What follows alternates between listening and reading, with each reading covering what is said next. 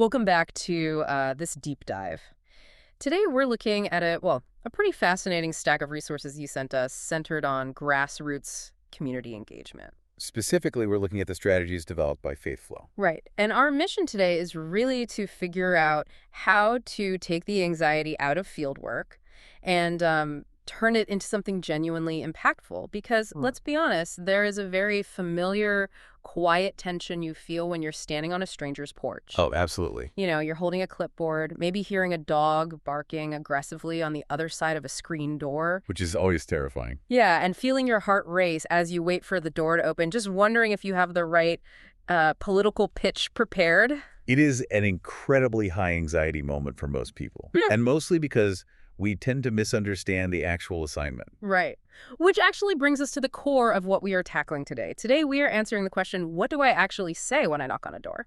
So looking through the strategy you shared with us, the very first thing we have to do is dismantle the lie that canvassing is merely about data collection. Or arguing with people. Exactly. Arguing or delivering a flawless political speech. The reality mapped out in these guides is that field work is actually about presence. Just presence. Right. And it's about listening and really serving your community block by block. Okay, I hear that, but let me play devil's advocate for a second. Sure.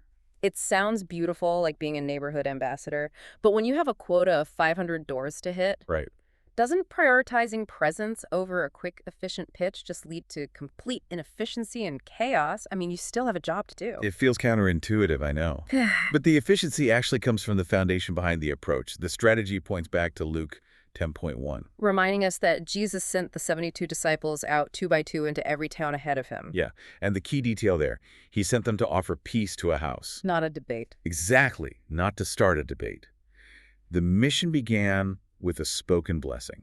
And the materials tie that directly to Matthew 5.17. You know, let your light shine before others, that they may see your good deeds. Which completely shifts the dynamic away from a transactional argument. Yeah, it brings this steady, respectful presence that immediately disarms the homeowner's fear of, like, what is this person trying to sell me? Precisely. So how do you actually operationalize presence when you're staring at a massive list of addresses? Well, that's what this FaithFlow shift tries to solve. Right. In the materials you sent over, they've designed the Grassroots Field Plan Playbook.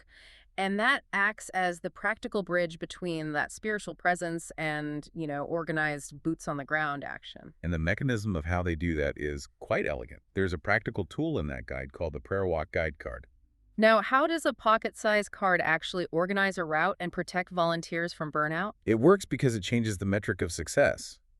I mean, if your only goal is, I need to get 50 yes votes today. Then every slam door is a failure. Exactly. And that is exhausting.